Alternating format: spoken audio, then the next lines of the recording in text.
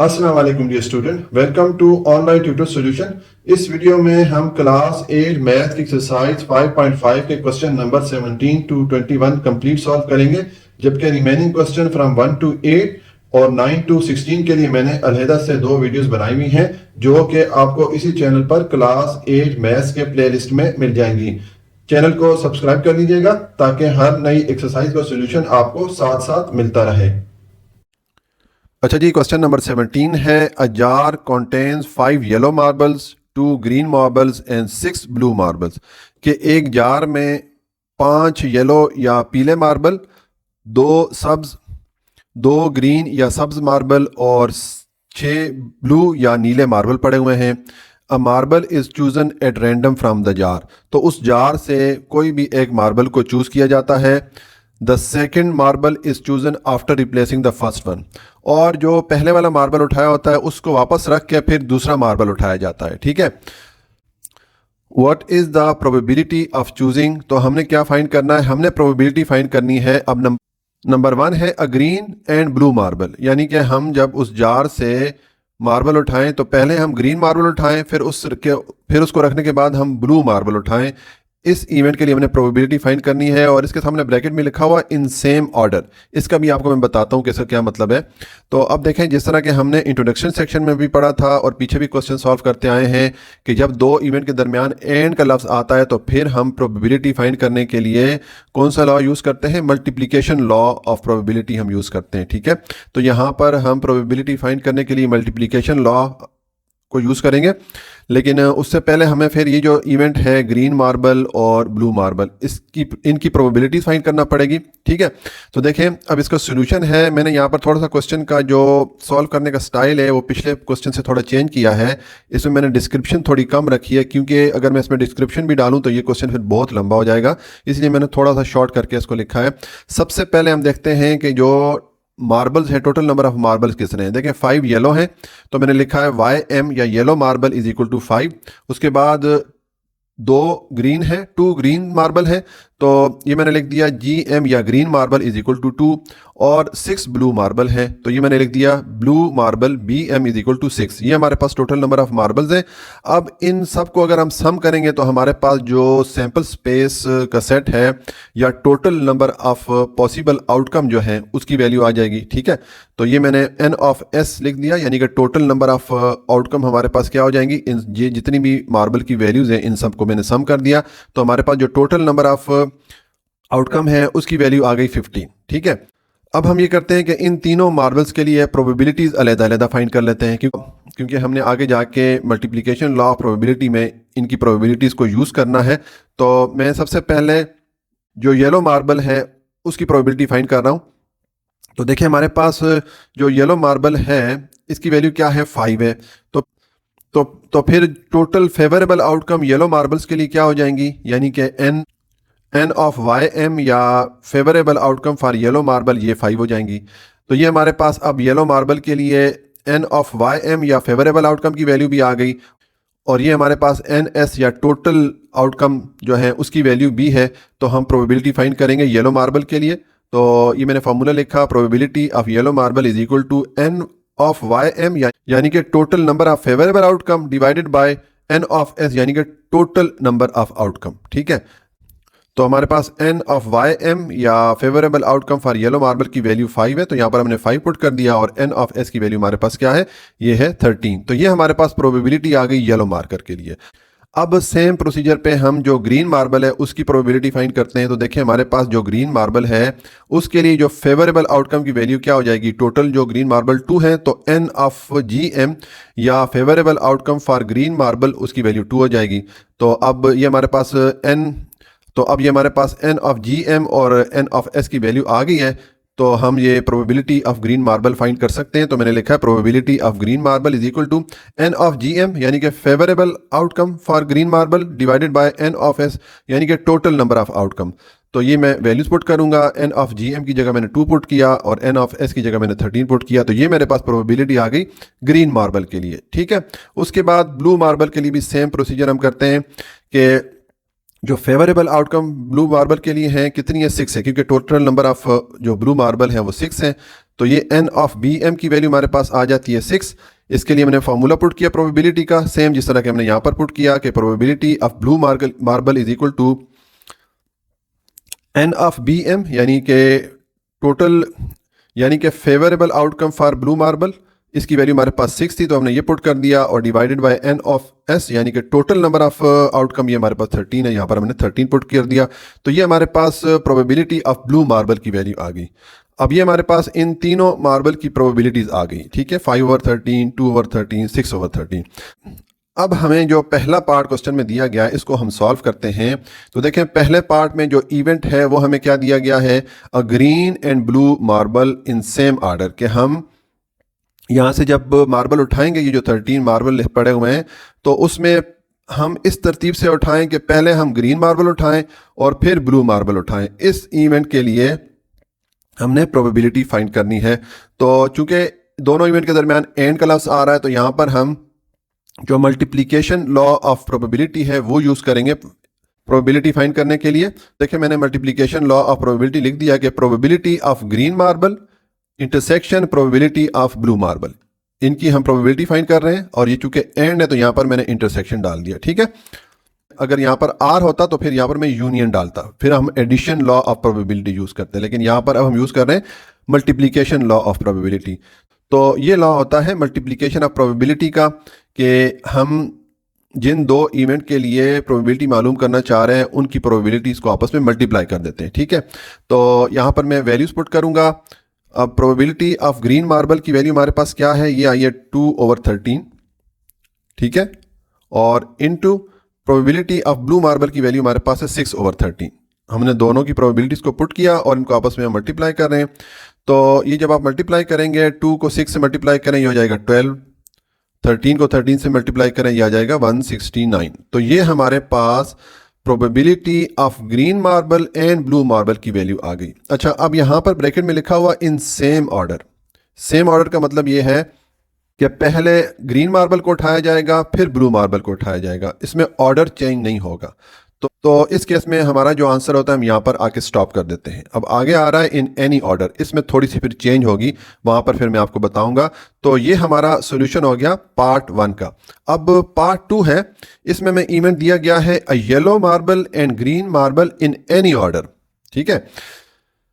यहाँ पर अब इवेंट क्या हो गया कि हम इन 13 मार्बल में से जब मार्बल उठाएं तो हम पहले येलो मार्बल उठाएं फिर ग्रीन मार्बल उठाएं, लेकिन ये चूंकि इन एनी ऑर्डर लिखा हुआ है, इसका मतलब है कि हम पहले ग्रीन मार्बल भी उठा सकते हैं फिर येलो मार्बल भी उठा सकते हैं, कोई भी ऑर्डर हो सकता है। या तो येलो हम पहले उठाएंगे और ग्रीन बाद में उठाएंगे, या ग्रीन पहले उठाएंगे येलो बाद में उठाएंगे, ऑर्डर चेंज हो सकता है। तो इस केस में फिर जो मल्टीप्लिकेशन लॉ ऑफ प्रोबेबिलिटी हम यूज़ करेंगे वो हम इस तरह यूज़ करेंगे कि देखें पहले मैंने प्रोबेबिलिटी लिखी येलो मार्बल की इनटू ग्रीन मार्बल की, ठीक हो गया। और चूंकि एनी ऑर्डर है तो इसका मतलब है कि ये ऑर्डर चेंज भी हो सकता है, हम ग्रीन मार्बल को पहले उठा सकते हैं और येलो मार्बल को बाद में उठा सकते हैं। तो ये मैंने फिर इसका ऑर्डर चेंज भी कर दिया, ठीक है, कि पहले यहाँ पर मैंने पहले येलो मार्बल लिखा फिर ग्रीन मार्बल की प्रोबेबिलिटी लिखी। अब यहाँ पर पहले मैंने ग्रीन मार्बल की प्रोबेबिलिटी लिखी और बाद में मैंने येलो मार्बल की प्रोबेबिलिटी लिख ली, ठीक है। तो इस केस में फिर मल्टीप्लिकेशन लॉ में हम क्या करते हैं, हम जो पहला ऑर्डर होता है, ठीक है, जो पहली तरतीब होगी उठाने की, उन दो प्रोबेबिलिटीज़ को आपस में मल्टीप्लाई करते हैं और उसमें हम सम करते हैं जो दूसरी ऑप्शन हो सकती है या जो दूसरी तरतीब हो सकती है मार्बल को उठाने की। तो हम फिर वो ऑर्डर चेंज करके प्रोबेबिलिटीज लिखते हैं और उनको आपस में मल्टीप्लाई करते हैं। इन दोनों को मल्टीप्लाई करके हम सम करेंगे तो हमारे पास प्रोबेबिलिटी ऑफ येलो मार्बल और ग्रीन मार्बल की वैल्यू आ जाएगी, ठीक हो गया। होपफुली आपको समझ आ गया होगा कि जब इन एनी ऑर्डर हमें कहा जाएगा तो फिर हमें ये जो प्रोबेबिलिटी है ये हमें 2 दफ़ा लिखना पड़ेगी, ठीक है। तो पहले इसको मैं मल्टीप्लाई कर रहा हूँ येलो मार्बल और ग्रीन मार्बल के ऑर्डर में, फिर इसको मैं मल्टीप्लाई कर रहा हूँ ग्रीन मार्बल और येलो मार्बल के ऑर्डर में, ठीक है। तो अब यहाँ पर हम वैल्यूज पुट करेंगे। वैल्यू हमारे पास जो येलो मार्बल की प्रोबेबिलिटी की वैल्यू हमारे पास आई थी 5/13, तो ये आ जाएगा 5/13 इंटू ग्रीन मार्बल की हमारे पास है 2/13, ये प्रोबेबिलिटी थी, ठीक है। और प्लस अगेन जो ग्रीन मार्बल है उसकी हमारे पास प्रोबेबिलिटी है 2/13 इंटू येलो मार्बल की प्रोबेबिलिटी है 5/13। ये चूंकि ऑर्डर चेंज हो जाता है इसलिए हमें इसको 2 बार करना पड़ता है। तो अब ये 5 को 2 से मल्टीप्लाई करें, यह आ जाएगा 10। 13 को 13 से मल्टीप्लाई करें, यह आ जाएगा 169। प्लस 2 को 5 से 10 करें, यह आ जाएगा 10। 13 को 13 से मल्टीप्लाई करें, यह आ जाएगा 169। अब इसको हम सॉल्व करते हैं तो इन दोनों टर्म का एलसीएम आ जाएगा 169। तो ये 169 पे डिवाइड होता है 1 टाइम। 1 को इस 10 से मल्टीप्लाई करेंगे तो 10 आ जाएगा। इसी तरह ये 169 इस 169 पे डिवाइड होता है 1 टाइम। 1 को इस 10 से मल्टीप्लाई करेंगे तो ये 10 आ जाएगा। तो ये 10 + 10 ये आ जाएगा 20 डिवाइडेड बाय 169। तो ये हमारे पास probability of yellow marble intersection green marble, इसकी हमारे पास वैल्यू आ गई है। ठीक है, तो अब हमें ये सेम ऑर्डर और एनी ऑर्डर में डिफरेंस समझ आ गया होगा कि जब हमें सेम ऑर्डर का कहा जाएगा तो फिर हम जब प्रोबेबिलिटी फाइंड करेंगे तो हम प्रोबेबिलिटी को ऑर्डर सेम ही रखेंगे और उसको हम सॉल्व करेंगे। लेकिन जब एनी ऑर्डर कहा जाएगा तो फिर हम पहले हम सेम ऑर्डर से प्रोबेबिलिटीज़ लिखेंगे और फिर प्लस करके हम उन प्रोबेबिलिटीज़ को ऑर्डर चेंज करके भी उनको लिखेंगे। इसको सॉल्व करेंगे तो हमारे पास प्रोबेबिलिटी की वैल्यू आ जाएगी। ये सोल्यूशन हो गया पार्ट 2 का। अच्छा जी, अब पार्ट 3 है। यहाँ पर हमें इवेंट दिया गया है जिसके लिए हमने प्रोबेबिलिटी फाइंड करनी है। वो है probability of different colour in any order. अब यहाँ पर ये जो मुख्तलिफ हमें 3 कलर दिए गए, येलो, ग्रीन और ब्लू, इनकी हमने प्रोबेबिलिटी फाइंड करनी है। और इनको जो पिक करने का ऑर्डर है वो कोई भी हो सकता है क्योंकि एनी ऑर्डर लिख दिया गया है। अगर तो इन ऑर्डर लिखा होता तो हम क्या करते हैं, हमने जो प्रोबेबिलिटी के लिए लॉ यूज़ करना है वो तो मल्टीप्लिकेशन ऑफ प्रोबेबिलिटी वाला ही यूज़ करना है। उसमें हम क्या करते हैं, पहले हम ये येलो और ग्रीन जो मार्बल है इनकी प्रोबेबिलिटीज़ को आपस में मल्टीप्लाई कर लेते हैं और फिर हम जो ग्रीन और ब्लू मार्बल्स हैं इनकी प्रोबेबिलिटीज़ को मल्टीप्लाई करके उनको सम कर लेते तो हमारे पास आंसर आ जाता। लेकिन यहाँ पर चूंकि एनी ऑर्डर के दिया गया है, इसका मतलब है कि ये ऑर्डर चेंज हो सकता है कि पहले हम जो येलो मार्बल है वो यहाँ से उठा सकते हैं, फिर ग्रीन मार्बल उठा सकते हैं, और हम ये भी कर सकते हैं कि पहले ग्रीन उठा लें फिर येलो उठा लें। ऑर्डर चेंज भी हो सकता है। तो इस केस में हम जो multiplication law of probability use करेंगे वो सेम उसी तरह यूज़ करेंगे जैसे कि हमने पार्ट 2 में यूज़ किया है कि इसमें हम जो प्रोबेबिलिटीज़ हमने ऑलरेडी फाइंड की हुई हैं, अब इन प्रोबेबिलिटीज़ को हमने आपस में मल्टीप्लाई करना है। तो हम जो मल्टीप्लिकेशन का ऑर्डर है वो हम चेंज करेंगे। ठीक है, पहले हम एक ऑर्डर लिखेंगे, फिर पहले हम 2 कलर्स के लिए एक ऑर्डर लिखेंगे, फिर उन 2 कलर्स के लिए हम ऑर्डर चेंज कर लेंगे। इस तरह हम हर 2 कलर्स के लिए ऑर्डर चेंज करते जाएंगे। मैं भी आपको बताता हूँ, थोड़ा वो क्लियर हो जाएगा। देखिए, अब ये मैंने लिखा है प्रोबेबिलिटी ऑफ डिफरेंट कलर। अब ये वाला जो इवेंट है कि हम यहाँ से ये जो 13 मार्बल है इसमें से जब हम कोई भी मार्बल उठाएं तो हमारे पास कोई भी कलर आ सकता है और किसी भी ऑर्डर में आ सकता है। हम ग्रीन को पहले उठा सकते हैं, येलो को बाद में उठा सकते हैं, येलो को पहले उठा सकते हैं, ग्रीन को बाद में उठा सकते हैं, सर ठीक है, या ब्लू को पहले उठा सकते हैं, ग्रीन को बाद में उठा सकते हैं। मुख्तलिफ कम्बिनेशन आ सकती हैं। तो अब इसके लिए प्रोबेबिलिटी फाइंड करेंगे तो देखिए हमारे पास 3 कलर हैं, येलो, ग्रीन, ब्लू। तो हम इन तीनों कलर्स के लिए जो मुख्तलिफ कम्बिनेशन हो सकती हैं वो सारी मैंने यहाँ पर लिख दी है। देखिए, पहले मैंने प्रोबेबिलिटी ऑफ येलो कलर और प्रोबेबिलिटी ऑफ ग्रीन कलर, इन दोनों को मैं मल्टीप्लाई कर रहा हूँ। अब नेक्स्ट मैं इन दोनों का ऑर्डर चेंज कर रहा हूँ। पहले मैंने प्रोबेबिलिटी ऑफ ग्रीन कलर लिख दिया, अब प्रोबेबिलिटी ऑफ येलो कलर लिख दिया। ठीक है, तो ये जो 2 एक्सप्रेशन या टर्म्स हैं इसमें ग्रीन और येलो कलर के लिए हमने प्रोबेबिलिटी फाइंड कर ली। अब दूसरा केस हो सकता है कि हम पहले ग्रीन कलर उठाएं फिर ब्लू कलर उठाएं। ये इन 2 कलर्स का एक ऑर्डर हो गया। तो इनका जो दूसरा ऑर्डर होगा वो क्या होगा कि पहले हम ब्लू उठा सकते हैं फिर ग्रीन उठा सकते हैं। ठीक है, तो ये ब्लू और ग्रीन जो कलर हैं उनके लिए हमने लिख ली प्रोबेबिलिटीज।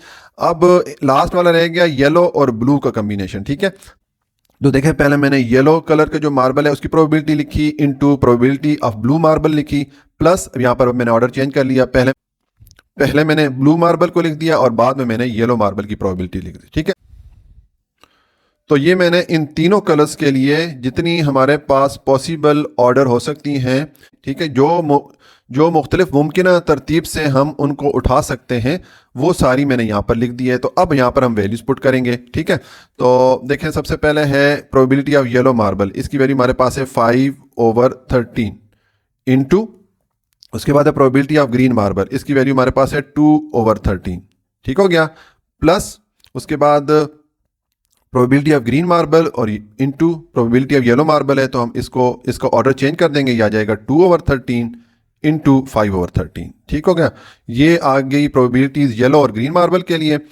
अब हम लिखते हैं ग्रीन और ब्लू मार्बल के लिए। अब ग्रीन मार्बल की प्रोबेबिलिटी हमारे पास क्या है, ये है 2/13। ठीक हो गया। और इनटू ब्लू मार्बल की हमारे पास प्रोबेबिलिटी है 6/13 प्लस, अब नेक्स्ट में ये ऑर्डर चेंज हो जाएगा, पहले ये 6/13 आ जाएगा। ठीक है, ये मैंने ब्लू मार्बल की लिख दी, इंटू आ जाएगा 2/13, यानी कि ये प्रोबेबिलिटी ऑफ ग्रीन मार्बल मैंने लिख दी, प्लस उसके बाद ये हमारे पास आ गई येलो मार्बल और ब्लू मार्बल। तो पहले हम येलो मार्बल की प्रोबेबिलिटी लिखते हैं, ये है हमारे पास 5/13 इंटू ब्लू मार्बल की हमारे पास है 6/13 प्लस, अब ये ऑर्डर चेंज हो गया, तो पहले ब्लू मार्बल की आ जाएगी, ये आ जाएगा 6/13 इंटू येलो मार्बल की आ जाएगी 5/13। ठीक है, ये हमने सारी प्रोबेबिलिटीज एंटर कर ली हैं। तो अब इनको सॉल्व करते हैं। देखें, 2 इंटू 5 10, 13 इंटू 13 ये आ जाएगा 169 प्लस ये 2 into 5 10 divided by 13 into 13 169 plus 2 into 6 12 divided by 13 into 13 169 plus ये भी आ जाएगा 6 इंटू 12 डिवाइडेड बाय 169 प्लस इसका आ जाएगा 5 इंटू 6 30 डिवाइडेड बाय 169 और ये लास्ट भी आ जाएगा 30 डिवाइडेड बाय 169। अब इन सारी टर्म्स को हम सॉल्व करते हैं, तो इन सब का हम एलसीएम लेंगे। एलसीएम क्या आएगा, एलसीएम हमारे पास आ जाएगा 169। तो अब ये इन सब का जो डिनोमिनेटर या नीचे वाला डिजिट 169 है, यानी कि ये सब इसको एक दफ़ा ही डिवाइड करते हैं, तो 1 को अगर हम इनके जो ऊपर वाले नंबर या न्यूमरेटर उनके साथ मल्टीप्लाई करते जाएंगे तो यही हमें वैल्यूज़ मिलेंगी। तो मैं लिख लेता हूँ 10 plus 10 plus 12 plus 12 plus 30 plus 30। ठीक है, अब इनको जब आप सम करेंगे 10 प्लस 10 20 प्लस 12 32 प्लस 12 44 प्लस 30 हो गया 74 और प्लस 30 104, तो हमारे पास टोटल आ जाएगा 104 डिवाइडेड बाय 169। तो ये हमारे पास probability of different colour in any order, उसकी वैल्यू आ गई। ये सॉल्यूशन हो गया क्वेश्चन नंबर 13 पार्ट 3 का। क्वेश्चन नंबर 18 है, अ शॉपकीपर हैज़ 100 शर्ट्स, के एक शॉपकीपर या दुकानदार के पास 100 शर्ट्स पड़ी हुई हैं। 40 are of red colour, 30 are of green colour, 20 are of black colour and 10 are of blue colour. तो उसमें 40 जो हैं वो रेड कलर की हैं, 30 ग्रीन कलर की हैं, 20 जो है वो ब्लैक कलर की हैं और 10 जो है वो ब्लू कलर की हैं। ठीक है, a shirt is chosen at random by the customer, तो वहाँ पर कस्टमर आता है और कोई भी शर्ट एक जो है रैंडमली किसी भी तरतीब से उठा लेता है। ठीक है, after replacing it a second shirt is chosen, फिर क्या वो कस्टमर क्या करता है कि उस शर्ट को वापस रखता है और कोई और शर्ट उठा लेता है, किसी और कलर की शर्ट उठा लेता है। What is the probability of choosing, तो हमने प्रोबेबिलिटी फाइंड करनी है। नंबर 1 है a red colour shirt and black colour shirt in the same order, के कस्टमर जो है पहले रेड कलर शर्ट को उठाता है, उसको रखने के बाद फिर ब्लैक कलर शर्ट को उठाता है। ठीक है, इस तरतीब से, यानी कि पहले वो रेड उठाता है फिर ब्लैक उठाता है, तरतीब यही रखता है वो। ठीक है, इसके लिए हमने प्रोबेबिलिटी फाइंड करनी है। तो अब यहाँ पर ये जो सेम ऑर्डर का लफ्ज़ आया, ये अभी आपको मैं जब ये सॉल्व करूंगा तो वहाँ पर एक्सप्लेन करूंगा कि ये वाला वर्ड किस लिए आया है। उससे पहले हम देखें यहाँ पर, अब ये 2 इवेंट हैं, एक रेड कलर शर्ट का उठाना और एक ब्लैक कलर शर्ट का उठाना, 2 इवेंट है और इनके दरमियान जो वर्ड आ रहा है वो एंड का आ रहा है, यानी कि और का लफ्ज़ आ रहा है। तो जिस तरह के हमने इंट्रोडक्शन सेक्शन में पढ़ा था और पीछे भी क्वेश्चन करते आए हैं, और जो क्वेश्चन 17 था वो भी एग्जैक्ट इसी तरह था कि जब एंड का लफ्ज़ आएगा तो फिर हम प्रोबेबिलिटी फाइंड करने के लिए multiplication law of probability use करते हैं। ठीक है, तो वो लॉ यूज़ करने से पहले हमें इन दोनों इवेंट के लिए प्रोबेबिलिटी अलग-अलग फाइंड करना पड़ेगी। ठीक है, तो देखिए अब इसमें हम ये करते हैं, सबसे पहले ये जितने इसमें इवेंट आ रहे हैं, जितनी कलर की शर्ट्स हैं, उन सब के लिए हम पहले प्रोबेबिलिटी की वैल्यूज़ फाइंड करते हैं, क्योंकि आगे जाके मल्टीप्लिकेशन लॉ में हमें सब की प्रोबेबिलिटी की ज़रूरत पड़ेगी। ठीक है, तो प्रोबेबिलिटी फाइंड करने के लिए सबसे पहले हमें क्या चीज़ चाहिए होती है कि हमें जो टोटल नंबर ऑफ आउटकम हो सकती हैं या जो सैम्पल स्पेस का सेट होता है उसकी वैल्यू चाहिए होती है। ठीक है, तो देखें अब इसका सोल्यूशन है, मैंने लिखा है सबसे पहले तो हम देखते हैं कि कितनी शर्ट्स कौन कौन से कलर की पड़ी हुई हैं। तो जो हमारे पास रेड शर्ट है, मैंने RS लिखा है, ये 40 है। ग्रीन शर्ट, इसको मैंने GS लिखा है, ये 30 है। ठीक है। उसके बाद ब्लैक शर्ट जो है वो 20 है, तो इसको मैंने B1S से शो किया है। ठीक है, ये 20 हो गया। और ब्लू शर्ट जो है वो 10 है, तो इसको मैंने B2S से शो किया है, क्योंकि ये ब्लू और ब्लैक दोनों B से स्टार्ट हो रहे थे। तो ब्लैक को मैंने B1 से शो कर रहा हूँ और ब्लू को मैंने B2 से शो कर दिया। ठीक है, तो ये सारी जो इतनी शर्ट थी उनकी हमने यहाँ पर वैल्यूज लिख दी। अब हमारे पास टोटल नंबर ऑफ आउटकम इस केस में कितनी होंगी, या N(s) या सैंपल स्पेस का जो सेट बनेगा उसमें कितनी वैल्यूज आएंगी, हम ये सारी शर्ट की वैल्यूज को सम कर लेंगे। तो ये जब मैं सबको सम किया तो हमारे पास 100 आ गई। देखिए यहाँ पर हमें बताया भी गया था कि 100 शर्ट्स हैं शॉपकीपर के पास। तो ये हमारे पास N(s) की वैल्यू आ गई। तो एक तो हमें ये वैल्यू चाहिए होती है प्रोबेबिलिटी फाइंड करने के लिए, दूसरा हमें फेवरेबल आउटकम की वैल्यूज चाहिए होती है। तो देखिए अब सबसे पहले जो रेड शर्ट है इसकी अगर हम प्रोबेबिलिटी फाइंड करना चाहें तो इसके लिए जो नंबर ऑफ फेवरेबल आउटकम है उसकी वैल्यू क्या हो जाएगी। चूंकि टोटल जो रेड शर्ट हैं वो 100 में से 40 हैं, तो इसके लिए जो नंबर ऑफ फेवरेबल आउटकम की वैल्यू हो जाएगी वो 40 हो जाएगी। तो अब हमारे पास इस रेड शर्ट के लिए N(s) या नंबर ऑफ फेवरेबल आउटकम की वैल्यू भी है और N(s) की वैल्यू भी है। तो हम इसकी प्रोबेबिलिटी फाइंड करते हैं। तो मैंने प्रोबेबिलिटी का फार्मूला लिखा रेड शर्ट्स के लिए कि probability of red shirt is equal to N(r)s यानी कि number of favourable outcome red shirts के लिए डिवाइडेड बाय N(s) यानी कि टोटल नंबर ऑफ आउटकम। तो ये मैंने यहाँ पर वैल्यू पुट कर दी, ये हमारे पास प्रोबेबिलिटी ऑफ रेड शर्ट की वैल्यू आ गई। अब हम जो ग्रीन शर्ट है उसकी प्रोबेबिलिटी फाइंड करते हैं। तो सेम स्टेप रिपीट करेंगे।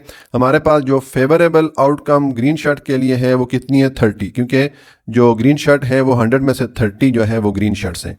तो N(GS) या N ऑफ ग्रीन या number of favourable outcome for green shirt ये 30 है। तो अब इसके लिए प्रोबेबिलिटी का फार्मूला मैंने पुट किया, probability of green shirt is equal to N(GS) यानी कि favourable outcome for green shirt divided by total number of outcome. तो ये मैंने वैल्यूज पुट की, ये हमारे पास प्रोबेबिलिटी आ गई ग्रीन शर्ट की। इसी तरह ये अब ब्लैक शर्ट की हम प्रोबेबिलिटी मालूम करेंगे। तो ब्लैक शर्ट की हमारे पास क्या वैल्यू है, 20 है 100 में से। तो इसके लिए जो फेवरेबल आउटकम हो जाएंगी N(B1S) ये हमारे पास 20 हो गई। ये हमने इसका फॉर्मूला पुट किया प्रोबेबिलिटी फाइंड करने का।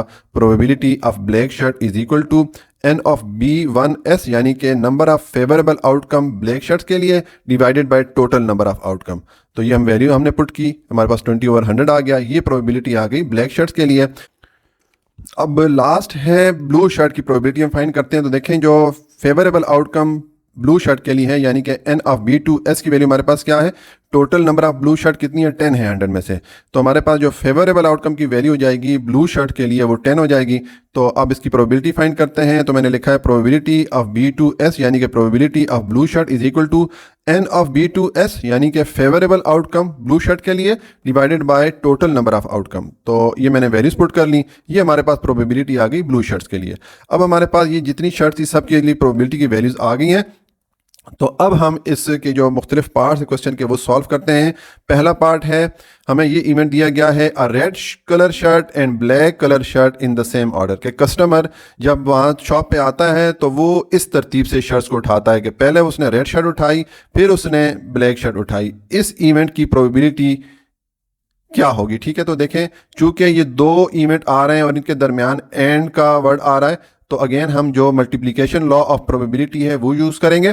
तो देखें ये मैंने प्रोबेबिलिटी का जो मल्टीप्लिकेशन लॉ है वो लिखा कि probability of red shirt intersection probability of black shirt is equal to probability of red shirt into probability of black shirt. ठीक है, मल्टीप्लिकेशन लॉ में हम यही करते हैं कि हम दोनों इवेंट की प्रोबेबिलिटीज को आपस में मल्टीप्लाई कर लेते हैं। तो हम इसको मल्टीप्लाई करेंगे। तो अब हम यहाँ पर हम वैल्यूज पुट करते हैं। तो रेड शर्ट की वैल्यू हमारे पास क्या है, ये है 40/100 into probability of black shirt की वैल्यू हमारे पास क्या है, ये है 20/100। ठीक है, तो ये 20 से मल्टीप्लाई होगा तो ये आ जाएगा 800 डिवाइडेड बाय 100 से मल्टीप्लाई होगा तो ये 2 zeros और ये 2 zeros आपस में ऐड हो जाएंगे, टोटल 4 zeros हो जाएंगे। ठीक है, तो अब देखें ये 2 0 इन 2 0 को डिडक्ट कर लेते हैं। 2 डिवाइड होगा 8 पे 4 टाइम और 200 पे डिवाइड होगा 50 टाइम। तो हमारे पास वैल्यू क्या आ जाएगी, ये आ जाएगा 4/50। ये हमारे पास probability of red shirt intersection probability of black shirt उसकी वैल्यू हमारे पास आ गई। तो ये सोल्यूशन हो गया पार्ट 1 का। अच्छा, इसमें हमें चूंकि सेम ऑर्डर का बोला गया था कि ये सेम ऑर्डर में है, तो इसलिए हमने सेम ऑर्डर, जो ऑर्डर हमें बताया गया था कि पहले कस्टमर रेड शर्ट उठा सकता है फिर ब्लैक शर्ट उठा सकता है, अब ये ऑर्डर चूंकि चेंज नहीं है इसलिए हमने इसी ऑर्डर से ये दोनों की प्रोबेबिलिटी लिख के उनको आपस में मल्टीप्लाई कर दिया। अब आगे आ जाए, अब आगे नेक्स्ट पार्ट में आएगा एनी ऑर्डर, फिर उसमें हम यहाँ पर थोड़ी सी चेंजिंग करेंगे। वो अब जब सामने वो वाला पार्ट आता है तो वहाँ पर मैं आपको एक्सप्लेन करता हूँ। लेकिन जब सेम ऑर्डर आएगा तो बस हम जो है सेम ऑर्डर में प्रोबेबिलिटी की वैल्यू लिख के उनको हम आपस में मल्टीप्लाई करेंगे, हमारे पास सोल्यूशन आ जाएगा। आपने बस इतना याद रखना है, ठीक है। अच्छा जी, अब पार्ट 2 है। इसमें हमें इवेंट दिया गया है a green colour shirt and blue colour shirt in any order, कि जब कस्टमर आता है शॉप पे तो वो ग्रीन कलर शर्ट उठाता है फिर ब्लू कलर शर्ट उठाता है। अब देखें, ये हमारे पास दो इवेंट आ रहे हैं, ग्रीन कलर और ब्लू कलर शर्ट, और इसके दरमियान जो वर्ड है एंड का आ रहा है, तो हम यहाँ पर जो मल्टीप्लिकेशन लॉ ऑफ प्रोबेबिलिटी है वही यूज़ करेंगे। अब यहाँ पर थोड़ा सा डिफरेंस है जो पहले पार्ट में था। पहले पार्ट में यहाँ पर था इन ऑर्डर, यहाँ पर है इन एनी ऑर्डर, यानी कि जब कस्टमर शॉप पे आता है तो वो दो कलर की शर्ट उठाता है, पहले वो एक ग्रीन कलर की शर्ट उठाता है और एक ब्लू कलर की शर्ट उठाता है, लेकिन उसमें कोई ऑर्डर नहीं है। हो सकता है कि पहले वो ग्रीन कलर की शर्ट उठाए बाद में और उसको रख के बाद में ब्लू कलर की शर्ट उठाए, या हो सकता है पहले वो ब्लू कलर की शर्ट उठाए उसको रख के वापस वो ग्रीन कलर की और बाद में वो ग्रीन कलर की शर्ट उठाए। इसमें चूंकि ऑर्डर नहीं है, कोई सा भी कलर कस्टमर पहले उठा सकता है, तो इसके लिए भी हम multiplication law of probability he use करेंगे। लेकिन इसमें हम ये करेंगे कि हम जो दो इवेंट की प्रोबेबिलिटी है पहले उनको हम एक ऑर्डर से लेके मल्टीप्लाई करेंगे, फिर हमें प्रोबेबिलिटीज़ का ऑर्डर चेंज करना पड़ेगा, ठीक है, और उनको आपस में मल्टीप्लाई करना पड़ेगा। ये दोनों जब हमारे पास मल्टीप्लिकेशन की वैल्यूज आ जाएंगी, इनको हम सम करेंगे तो हमारे पास टोटल वैल्यू आ जाएगी, ठीक है। तो देखिए, अब हम वैल्यू पुट करते हैं। प्रोबेबिलिटी ऑफ ग्रीन शर्ट की वैल्यू हमारे पास क्या है, ये है आपके पास 30/100, ये वाली, ठीक हो गया, into probability of blue shirt की वैल्यू हमारे पास है 10/100। अब ये हमने एक ऑर्डर से इनको हम मल्टीप्लाई कर रहे हैं, ठीक है, प्लस अब हम ऑर्डर चेंज कर रहे हैं। अब ब्लू शर्ट को पहले ले आए हैं और ग्रीन शर्ट को बाद में ले आए इनकी प्रोबेबिलिटीज को, ठीक है।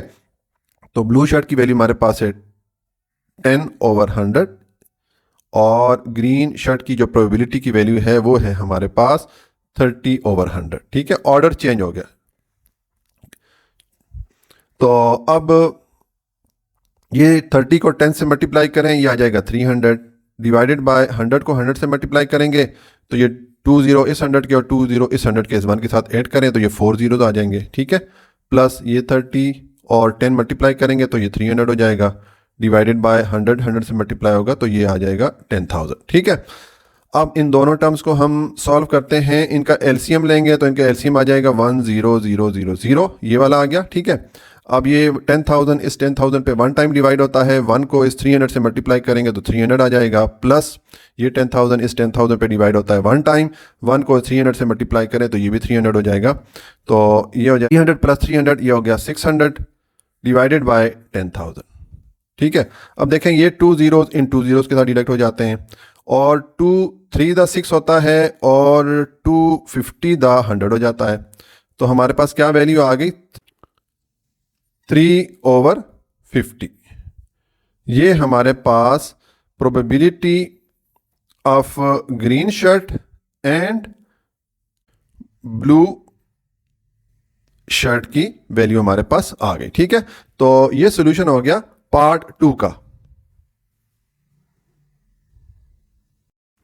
अच्छा जी, अब पार्ट 3 है। हमें ये इवेंट दिया गया है a red colour shirt and green colour shirt in any order, कि जब कस्टमर शॉप में आता है तो वो रेड कलर और ग्रीन कलर शर्ट को उठाता है, ठीक है, इन एनी ऑर्डर। ये भी मैं आपको बताता हूं।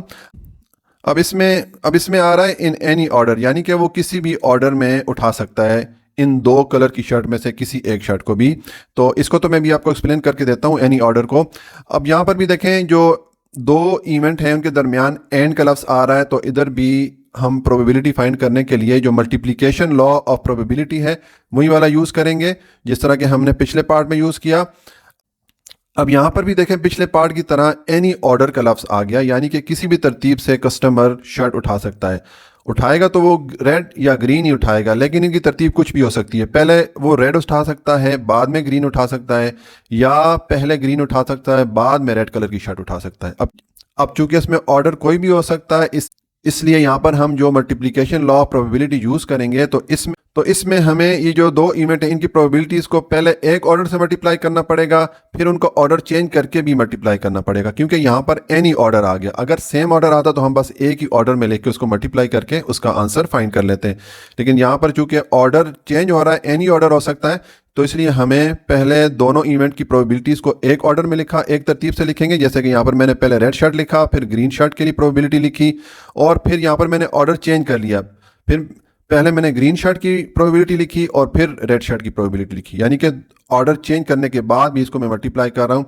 यानी कि ये एक ऑर्डर में इसको मल्टीप्लाई कर रहा हूँ, फिर मैं इनको ऑर्डर चेंज करके भी इनको मल्टीप्लाई कर रहा हूँ। फिर इन दोनों को हम सम करेंगे तो हमारे पास जो प्रोबेबिलिटी है इस इवेंट के लिए उसकी वैल्यू आ जाएगी। तो देखिए मैंने जो मल्टीप्लिकेशन लॉ ऑफ प्रोबेबिलिटी है वो लिख दिया कि probability of red shirt intersection probability of green shirt. चूंकि ये एंड है इसलिए यहाँ पर इंटरसेक्शन आ रहा है, ठीक है।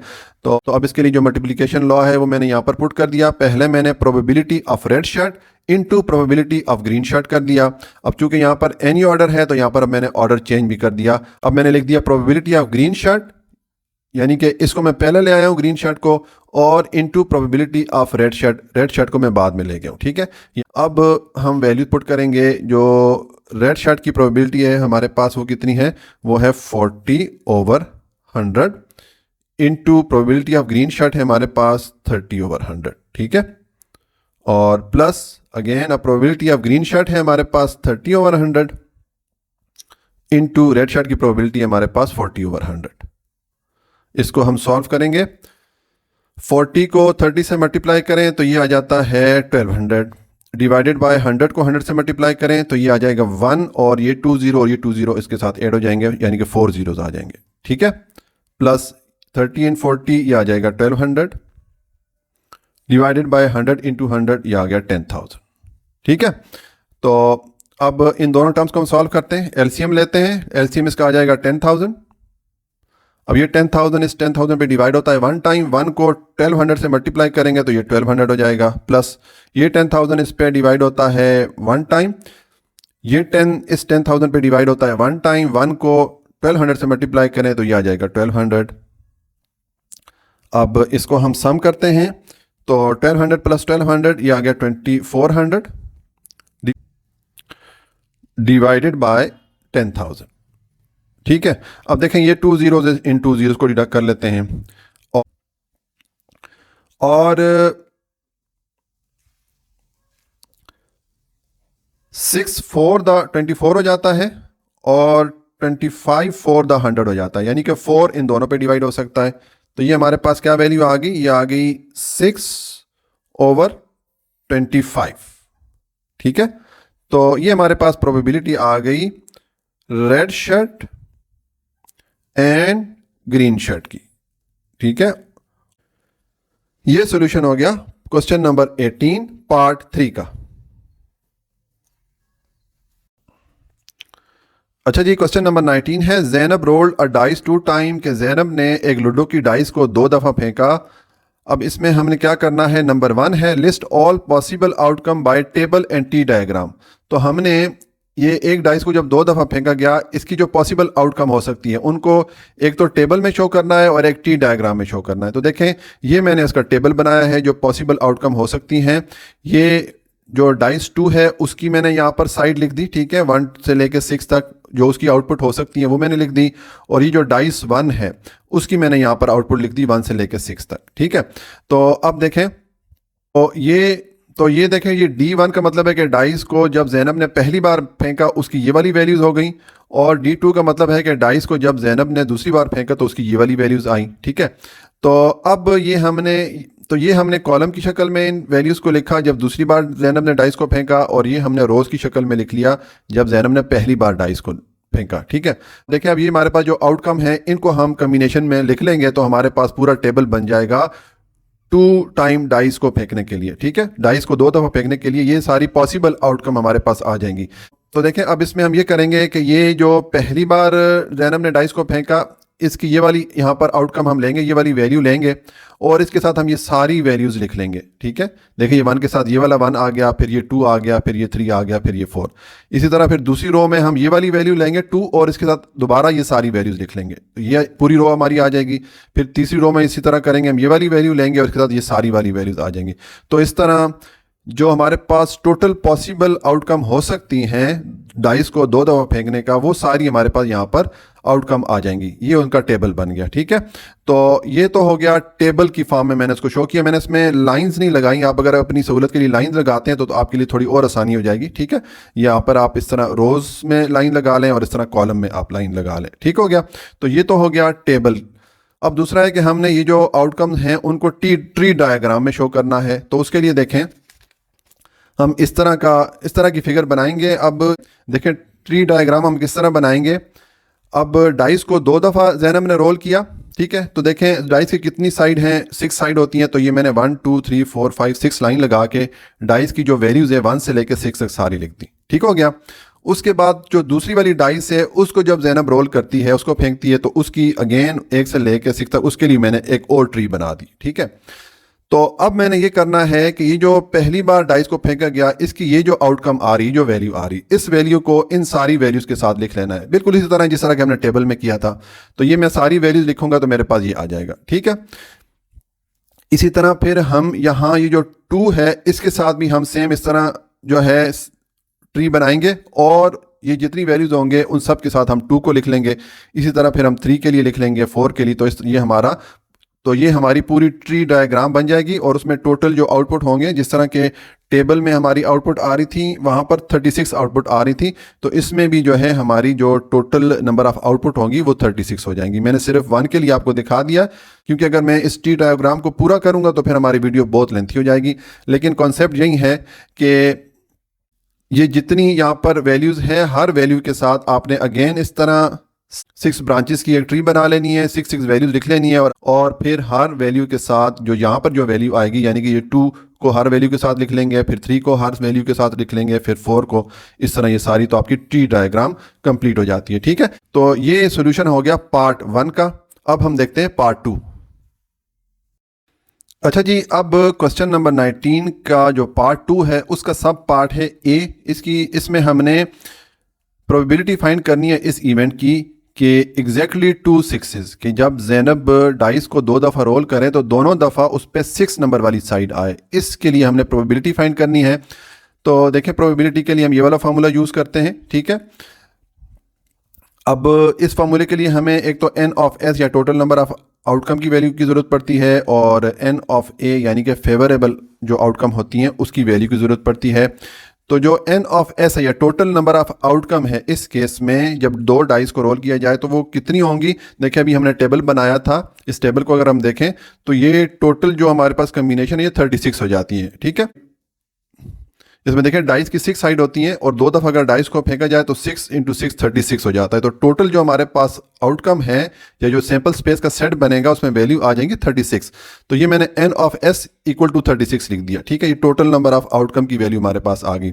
अब ये n ऑफ a या फेवरेबल आउटकम की वैल्यू में चाहिए, तो उसके लिए देखिए मैंने लिखा है let a be the event that exactly 2 6s come. हम फर्ज करते हैं कि ये जो इवेंट है कि जब ज़ैनब डाइस को 2 दफ़ा फेंके, दोनों दफ़ा 6 वाली साइड आए, इस इवेंट को मैंने a के इक्वल रख दिया।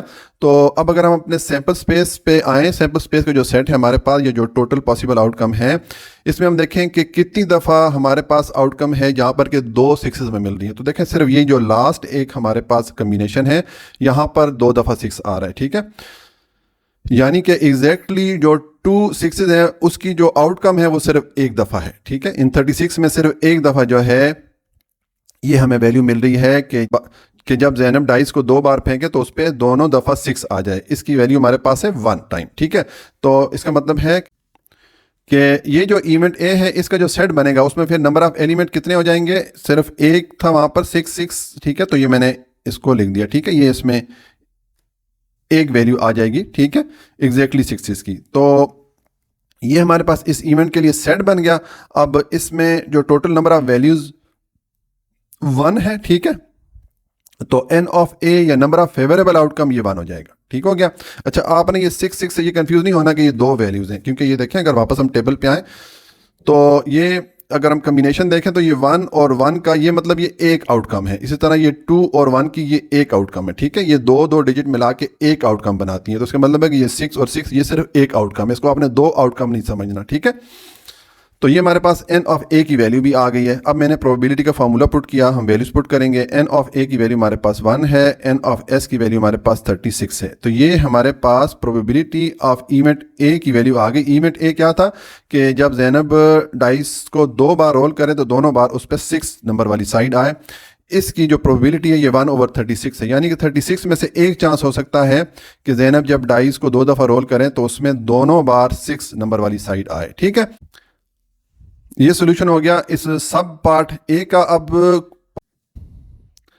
अब पार्ट 2 का सब पार्ट बी है। इसमें हमें इवेंट दिया गया एग्जैक्टली 2 4। ठीक है, कि ज़ैनब जब डाइस को रोल करें, कि ज़ैनब जब डाइस को 2 बार फेंके तो दोनों दफ़ा 4 नंबर वाली साइड आए। ठीक है, इस इवेंट के लिए प्रोबेबिलिटी फाइंड करनी है। तो देखें हम सेम प्रोसीजर फॉलो करेंगे जो कि हमने इस पार्ट ए में किया था, कि हमारे पास जो सैंपल स्पेस का सेट है या टोटल नंबर ऑफ आउटकम है वो हमारे पास 36 हैं। तो ये जो प्रोबेबिलिटी का फार्मूला है इसमें n ऑफ s की जगह हम 36 पुट करेंगे, और n ऑफ b या नंबर ऑफ फेवरेबल आउटकम की वैल्यू हम किस तरह फाइंड करेंगे, उसके लिए मैंने लिखा है let b be the event that exactly 2 4 come. हम फर्ज करते हैं कि ये जो इवेंट है कि ज़ैनब जब डाइस को 2 बार फेंके दोनों बार 4 नंबर वाली साइड आए, इस इवेंट को मैंने बी के इक्वल रख दिया। तो फिर ये जो इवेंट है बी, इसमें जो सेट बनेगा उसमें जो नंबर ऑफ एलिमेंट होंगी वो कितनी होंगी।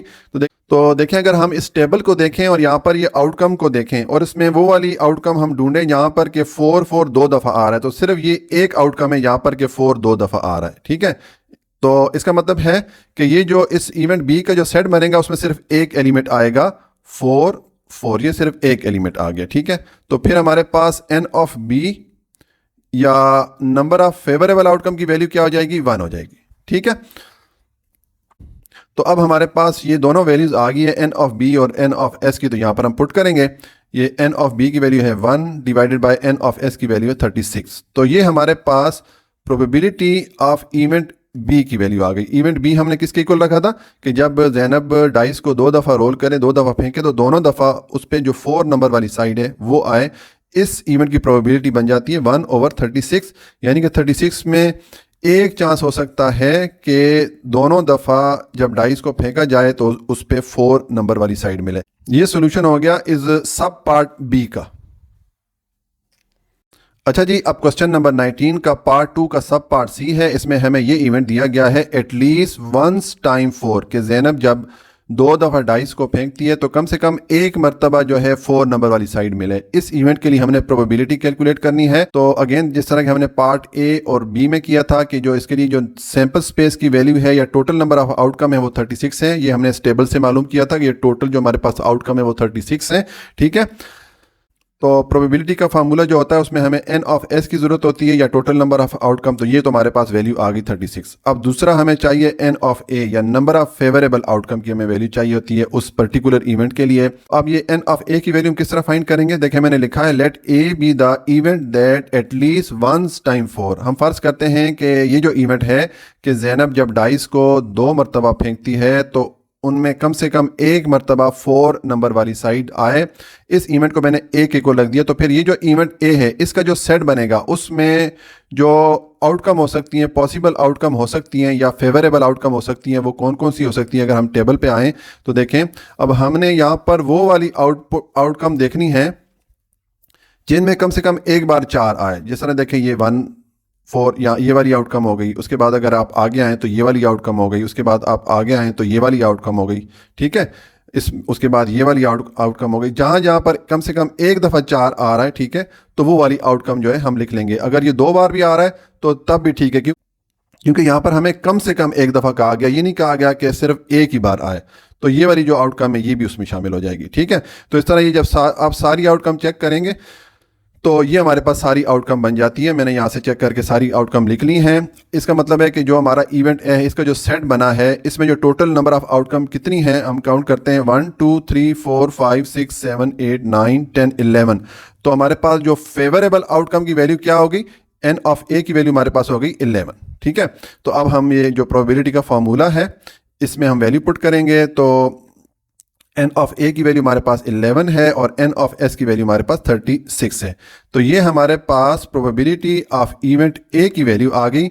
इवेंट ए हमारा किसके इक्वल था कि ज़ैनब जब डाइस को 2 बार फेंके तो कम से कम एक बार उसमें 4 नंबर वाली साइड आए। इस इवेंट की जो प्रोबेबिलिटी है ये 11/36 है, यानी कि 36 में से 11 चांसेस ऐसे हो सकते हैं कि जब ज़ैनब डाइस को 2 बार फेंकेगी तो उनमें कम से कम एक मरतबा 4 नंबर वाली साइड आएगी। ठीक है, ये सॉल्यूशन हो गया क्वेश्चन नंबर 19 का पार्ट 2 का सब पार्ट सी का। अच्छा जी, अब क्वेश्चन नंबर 20 है Zeeshan spun a spinner having 4 different colour red green blue and yellow once and rolled a dice once. कि ज़ीशान ने एक स्पिनर जिसके के 4 मुख्तलिफ कलर हैं, रेड है, ग्रीन है, ब्लू और येलो, उसको घुमाया एक बार और एक बार उसने लूडो की डाइस को फेंका। तो अब हमने क्या करना है, नंबर 1 है list all possible outcome by using table and T diagram. तो हमने इन दोनों इवेंट के लिए जो ऑल पॉसिबल आउटकम हो सकती हैं उसके लिए एक तो टेबल बनाना है और एक उन सारी आउटकम को हमने टी डायग्राम के साथ शो करनी है। ठीक है, तो ये सेम जिस तरह कि हमने क्वेश्चन नंबर 19 में किया था। अब पहले मैं इसके लिए टेबल बना रहा हूँ। तो देखिए हमारे पास 4 कलर्स आ रहे हैं। तो ये जो रोज में मैंने सब जो कलर्स थे रेड ग्रीन ब्लू और येलो, ये कलर्स को लिख दिया। और दूसरा हमारे पास डाइस है, डाइस की जो आउटकम हो सकती हैं 1 से लेकर 6 तक वो सारी मैंने यहाँ पर लिख दी, कॉलम में लिख दी। ठीक है, तो अब ये जो रेड कलर है, रेड कलर को मैंने ये डाइस की जितनी आउटकम हो सकती है सबके साथ मैंने इसको लिख दिया। ठीक है, ये रेड कलर और डाइस की जो 1 नंबर वाली साइड है वो आ गई, फिर रेड कलर, फिर 2 नंबर वाली साइड, फिर इसी तरह फिर ग्रीन के लिए मैंने इसी तरह कर दिया कि ये ग्रीन कलर आ रहा है और उसके साथ जो डाइस की आउटकम या डाइस की जो साइड का नंबर आ रहा है वो मैंने लिख दिया। फिर ये मैंने ब्लू के लिए लिख दिया, फिर येलो के लिए लिख दिया। तो ये मैंने टोटल जो पॉसिबल आउटकम हो सकती हैं स्पिनर को घुमाने में और डाइस को फेंकने में, वो सारी आउटकम यहाँ पर आ गई। ये टोटल 24 आउटकम बन जाती हैं। ठीक है, तो ये तो हो गया टेबल, ऑल पॉसिबल आउटकम के लिए जो टेबल है वो हमने यहाँ बना दिया। दूसरा हमने बनाना है ट्री डायग्राम। ठीक है, ऑल पॉसिबल आउटकम जो है, तो उसके लिए देखें मैंने यहाँ पर ये ट्री डायग्राम बनाया हुआ है। इसमें हमारे पास 4 कलर्स हैं। तो देखें मैंने 4 कलर्स लिख दिए, रेड ग्रीन ब्लू और येलो। और एक डाइस है तो हर कलर के सामने फिर मैंने जो डाइस की आउटपुट हो सकती हैं 1 से लेकर 6 तक वो सारी लिख दी। अब हम इसको कम्बिनेशन में लिख लेंगे। ये रेड कलर के साथ ये डाइस के जो पहली नंबर वाली साइड है वो लिख दी, फिर दूसरी वाली साइड लिख दी, फिर उसके साथ 3 लिख दिया, 4 लिख दिया। यानी कि रेड कलर के साथ जो कम्बिनेशन हो सकती हैं डाइस की वो मैंने लिख दी। ठीक है, यही काम आप यहाँ पर रिपीट करेंगे। ये डाइस की जो आउटकम्स हैं वो यहाँ पर आप लिखने के बाद हर आउटकम को आप जी कलर के साथ या ग्रीन कलर के साथ शो कर देंगे, फिर ब्लू के साथ और फिर येलो के साथ। तो इस तरह आपका जो ट्री डायग्राम है वो भी बन जाएगा। ठीक है, मैं अगर ये ट्री डायग्राम को कंप्लीट करूं तो हमारी वीडियो बहुत लंबी हो जाएगी। बहरहाल बाकी जो ये 3 कलर हैं उनके लिए भी आपने सेम स्टेप रिपीट करने हैं तो आपकी कंप्लीट ट्री डायग्राम बन जाएगी। ठीक हो गया, तो ये हमारा सोल्यूशन हो गया पार्ट 1 का। अच्छा जी, अब क्वेश्चन नंबर 20 का पार्ट 2 का सब पार्ट ए है। हमें प्रोबेबिलिटी फाइंड करनी है। हमें ये इवेंट दिया गया है green on the spinner and the digit 2 on the dice. कि ज़ीशान जब स्पिनर को घुमाए तो उस पर ग्रीन वाली साइड आए। ठीक है, और जब वो डाइस को रोल करे तो उस पर 2 नंबर वाली साइड आए। इसके लिए हम जो है प्रोबेबिलिटी फाइंड करेंगे। तो देखें हम सेम प्रोसीजर फॉलो करेंगे जैसा कि हम पिछले क्वेश्चन में फॉलो करते आए हैं। ये हमारा प्रोबेबिलिटी का फॉर्मूला होता है। अब इसमें हमें ये एन ऑफ एस या टोटल नंबर ऑफ आउटकम की ज़रूरत होती है और एन ऑफ ए या फेवरेबल आउटकम की जो वैल्यू है ये हमें चाहिए होती है। तो एन ऑफ एस या टोटल नंबर ऑफ आउटकम इस केस में क्या होंगी, देखिए ये हमने टेबल बनाया था। तो इसकी जो ऑल पॉसिबल आउटकम है वो ये वाली हैं। तो ये जो है 24 बन जाती है। इनको अगर आप कैलकुलेट करेंगे तो ये 24 बन जाती हैं। तो एन ऑफ एस या जो सैम्पल स्पेस का सेट बनेगा उसमें जो वैल्यूज हो जाएंगी या टोटल नंबर ऑफ आउटकम ये हमारे पास होगी 24। अब हमें ये एन ऑफ ए या favourable outcome for event A ये हमें चाहिए। तो मैंने लिखा है let A be the event that green on the spinner and the digit 2 on the dice. हम फर्ज करते हैं कि ये जो इवेंट है कि जीशान जब स्पिनर को घुमाए तो उस पर ग्रीन वाली साइड आए और जब डाइस को फेंके तो उस पर 2 नंबर वाली साइड आए। इस इवेंट को हमने एक इक्वल रखा है। तो अब इस इवेंट की जो पॉसिबल आउटकम हो सकती हैं वो क्या हो सकती हैं, देखें। अब मैं अगर टेबल पे हम आए, हमारी कंडीशन क्या है कि ग्रीन कलर आए स्पिनर पे और 2 नंबर आए डाइस पे, ठीक है। तो देखें ये जो हमारी आउटकम है ये इस कंडीशन को पूरा करती है। सिर्फ ये एक यहाँ पर आउटकम आ रही है, ठीक है। तो इसका मतलब है कि जो इसका सेट बनेगा इवेंट का उसमें ये सिर्फ एक एलिमेंट आ जाएगा, ठीक है। ये हो गया ग्रीन कलर ऑन स्पिनर और 2 नंबर ऑन डाइस हो गया, ठीक हो गया। तो इसका मतलब है कि एन ऑफ ए या फेवरेबल आउटकम की वैल्यू हमारे पास फिर क्या हो गई, ये 1 हो गई, क्योंकि इसमें सिर्फ एक एलिमेंट आ रहा है। इसका जो सेट है उसमें सिर्फ एक एलिमेंट आ रहा है। तो अब ये एन ऑफ ए और एन ऑफ एस की वैल्यू हम यहाँ पर पुट करेंगे। ये आ जाएगा एन ऑफ ए की वैल्यू है 1 divided by N of S की वैल्यू है हमारे पास 24। तो ये हमारे पास प्रोबेबिलिटी ऑफ इवेंट ए की वैल्यू आ गई। ये सोल्यूशन हो गया सब पार्ट ए का। अच्छा जी, अब क्वेश्चन नंबर 20 का पार्ट 2 है और उसका सब पार्ट बी है। हमें ये इवेंट दिया गया है ग्रीन और yellow on the spinner and digit 6 on the dice. कि जीशान जब स्पिनर को घुमाए, स्पिनर को स्पिन करे तो उस पर या तो ग्रीन वाली साइड आए या येलो वाली साइड आए, और जब डाइस को उसके साथ रोल करे तो डाइस पे 6 नंबर वाली साइड आए, ठीक है। इस इवेंट के लिए हमने प्रोबेबिलिटी फाइंड करनी है।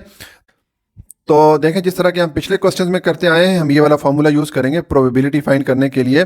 अब इसमें हमें एन ऑफ एस या टोटल नंबर ऑफ आउटकम जो होती हैं इसकी वैल्यू चाहिए होती है, और एन ऑफ बी यानी कि नंबर ऑफ फेवरेबल आउटकम हमें चाहिए होती है, यानी कि जो आउटकम हम चाहते हैं इस इवेंट के लिए, ठीक है। तो इन दोनों की हमें वैल्यू चाहिए होती है। तो देखें जो एन ऑफ एस या टोटल नंबर ऑफ आउटकम है, जो सैम्पल स्पेस का सेट है, इसकी वैल्यू 24 है। ये हमने पार्ट ए में चेक किया था। देखें ये हमारे पास जो टोटल आउटकम बनी थी, तो इनको अगर हम काउंट करें तो ये हमारे पास 24 हो जाती हैं। इसका एक और तरीका ये होता है कि देखें यहाँ पर ये 6 वैल्यूज़ हैं और इधर ये 4 वैल्यूज़ हैं। ये 4 को 6 से मल्टीप्लाई करें तो आपको टोटल नंबर ऑफ आउटकम की वैल्यू मिल जाती है, ठीक है। तो ये हमारे पास एन ऑफ एस या जो सैम्पल स्पेस का सेट है उसकी वैल्यू हमारे पास आ गई है, या टोटल नंबर ऑफ आउटकम की वैल्यू आ गई है। अब हमें ये एन ऑफ बी या नंबर ऑफ फेवरेबल आउटकम इस इवेंट बी के लिए चाहिए। तो देखें मैंने लिखा है let B be the event that green और yellow on the spinner and digit 6 on the dice. हम फर्ज करते हैं कि ये जो इवेंट है कि जीशान जब स्पिनर को घुमाता है तो उस पर ग्रीन या येलो वाली साइड आए, और जब उसके साथ डाइस को फेंकता है तो डाइस पे 6 नंबर वाली साइड आए। इस इवेंट को मैंने बी के इक्वल रखा है। तो अब ये जो बी इवेंट है, बी इवेंट का जो सेट बनेगा इसमें कितने एलिमेंट आएंगे। हम वापस यहाँ पर आते हैं, अपना जो हमारा जो सैम्पल स्पेस का जो सेट है, तो इसमें हमने इस इवेंट के मुताबिक देखना है कि ग्रीन कलर हो या येलो कलर हो और उसके साथ 6 आए, ठीक है। तो देखिए अगर हम यहाँ पर आएँ तो ये हमारे पास एक ग्रीन कलर है और उसके साथ 6 आ रहा है, ठीक है। इसी तरह अगर आगे आएँ तो ये येलो कलर आ रहा है, उसके साथ 6 आ रहा है, यानी कि ये जो 2 आउटकम हैं ये हमारी कंडीशन पे पूरा उतरती हैं। तो हम ये 2 आउटकम जो है, ये जो हमारा इवेंट बी का सेट है उसमें हम ये 2 आउटकम या ये 2 एलिमेंट हमारे आ जाएंगे, ठीक है। अच्छा, ये जो मैंने सैम्पल स्पेस का सेट है ये मैंने अलहदा पेपर पे इसलिए बनाया कि मेरे पास बोर्ड पे जगह कम थी। आप जब क्वेश्चन सॉल्व करेंगे तो आप इसको अपने क्वेश्चन में इंक्लूड करना है, इसको अपने क्वेश्चन में शामिल करना है, ठीक है। मेरे पास बोर्ड पे जगह कम है क्योंकि मुझे मार्कर से लिखना पड़ रहा है, थोड़ा बड़ा करके लिखना पड़ रहा है वीडियो में दिखाने के लिए, इसलिए मैंने इसको अलहदा से बनाया हुआ है, ठीक हो गया। अच्छा, अब हमारे पास जो ये इवेंट बी है उसका जो सेट है वो भी आ गया। इस सेट में कितने एलिमेंट हैं, 1 और 2, 2 एलिमेंट हैं। तो एन ऑफ बी या नंबर ऑफ फेवरेबल आउटकम की वैल्यू हमारे पास हो जाएगी 2, ठीक है। तो अब हम ये प्रोबेबिलिटी के फार्मूला में ये दोनों वैल्यूज पुट करते हैं। ये आ गया एन ऑफ बी की हमें वैल्यू मिली है 2 divided by N of S की वैल्यू हमारे पास है 24। तो ये हमारे पास प्रोबेबिलिटी ऑफ इवेंट बी की वैल्यू आ गई।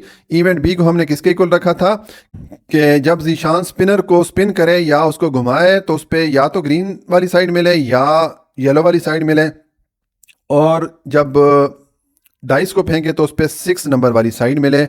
इस इवेंट की जो प्रोबेबिलिटी बनती है वो 2/24 बनती है। यानी कि 24 में से 2 चांसेस हो सकते हैं कि ये वाला इवेंट अकर हो।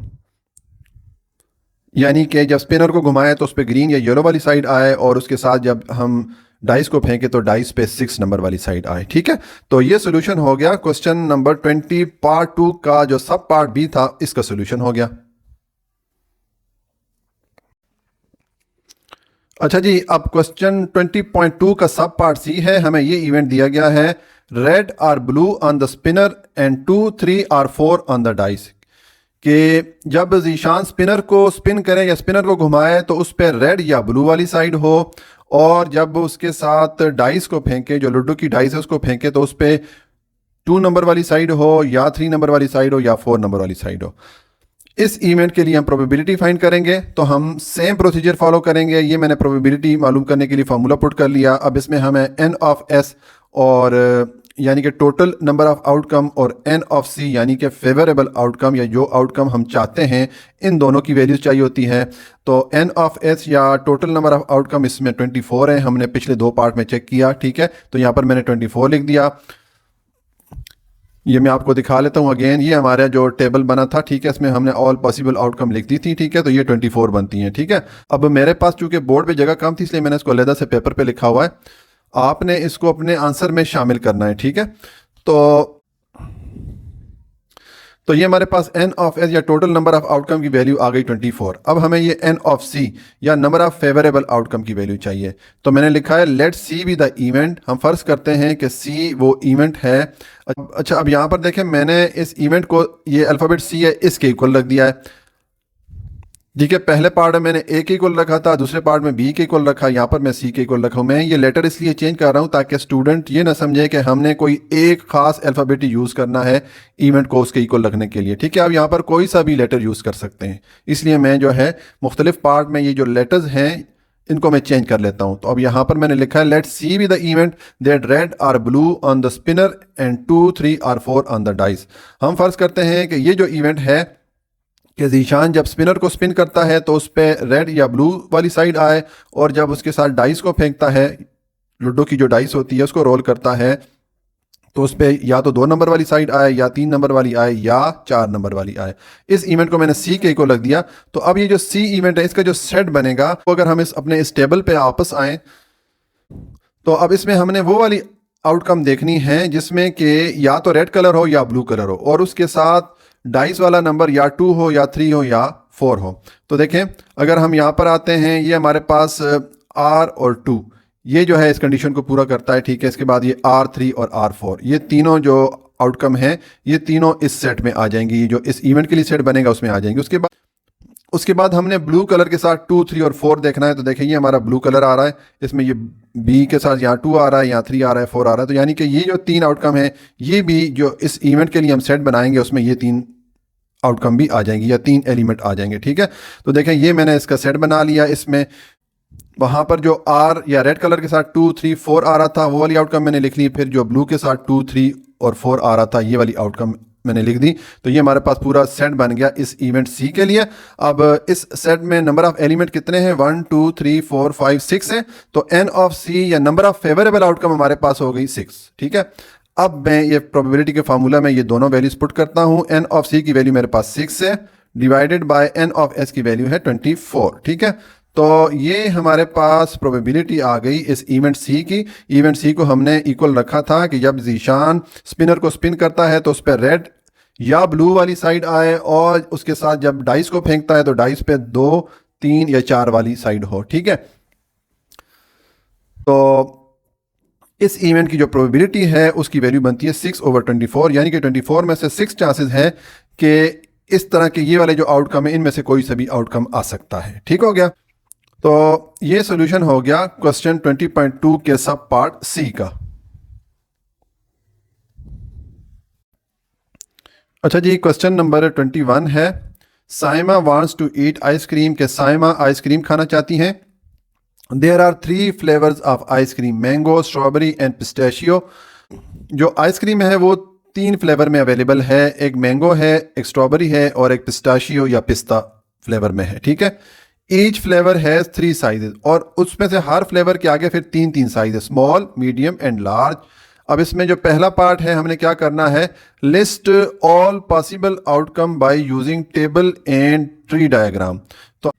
तो हमने जो ऑल पॉसिबल आउटकम हैं उनके लिए हमने एक टेबल बनाना है और दूसरा हमने उनको ट्री डायग्राम में शो करना है। तो देखिए ये मैंने टेबल बनाया हुआ है, इसमें मैंने यहाँ रोज में जो फ्लेवर था वो मैंने लिख दिया mango strawberry and pistachio, mango strawberry pistachio, M for mango, S for strawberry and P for pistachio. ठीक है, ये हमने फ्लेवर लिख लिया और यहाँ पर ये कॉलम की शक्ल में मैंने उनके साइजेस लिख लिए। ये स्मॉल को मैं एस एम से शो कर रहा हूँ, यहाँ चूंकि ये स्ट्रॉबेरी एस आ रहा है तो इसलिए इसको मैंने स्मॉल को एस एम कर दिया ताकि हम इसमें डिफ्रेंशिएट कर सकें। ठीक है, और इसी तरह ये मीडियम को मैं एम ई से शो कर रहा हूँ क्योंकि यहाँ पर एम ऑलरेडी मैंगो के लिए आ रहा तो मैं इसको थोड़ा सा इसमें फ़र्क डालने के लिए मैंने एम ई कर दिया, मीडियम हो गया और ये लार्ज हो गया। ठीक है, एल फॉर लार्ज।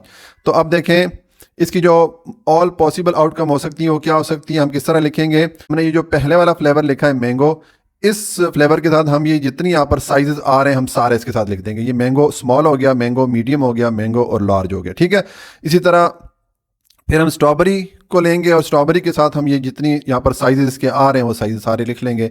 इसी तरह हम पिस्ताशियो के साथ लिख लेंगे। तो ये हमारे पास जो ऑल पॉसिबल आउटकम है उनका टेबल बन गया। ठीक है, और इसमें अब ऑल पॉसिबल आउटकम कितनी है, टोटल नंबर ऑफ आउटकम कितनी है, ये 9 होंगी क्योंकि 3 इधर हैं और 3 इधर हैं, इनको आपस में मल्टीप्लाई करें तो 9 हो जाती है। देखिए 1 2 3 4 5 6 7 8 9, टोटल 9 आउटकम है इस टेबल में। ठीक है, ऑल पॉसिबल जो आउटकम हो सकती हैं वो 9 है। ये हमने इसके लिए टेबल बना दिया। अब हम इसके लिए ट्री डायग्राम बनाते हैं। तो देखिए मैंने इसके लिए ट्री डायग्राम बनाया हुआ है। सबसे ऊपर मैंने लिखा है फ्लेवर। अब फ्लेवर कितने 3 टाइप के थे, एक मैंगो है, स्ट्रॉबेरी था और पिस्ताशियो था। ठीक है, अब आगे हर फ्लेवर के फिर 3 साइज है, स्मॉल मीडियम एंड लार्ज। तो देखिए मैंने यहाँ पर मैंगो के लिए लिख दिया, इसके तीनों साइज मैंने लिख दिए, स्मॉल मीडियम और लार्ज। ठीक है, तो इसका मतलब है कि यहाँ पर अगर हम आउटकम लिखना चाहते हैं तो ये मैंगो के साथ हम लार्ज को लिख लेंगे। तो देखिए मैंने एम और एल लिख दिया, सेम उसी तरह जिस तरह के हम टेबल में कर रहे थे। ठीक है, यहाँ पर एक ट्री की शक्ल में आ रहा है, बस इतना फ़र्क है। अच्छा, अब दूसरा यहाँ पर मीडियम और मैंगो आ रहा है तो देखिए मैंने मैंगो और मीडियम लिख दिया। इसी तरह नेक्स्ट यहाँ स्मॉल और मैंगो आ रहा है तो मैंने मैंगो और स्मॉल लिख दिया।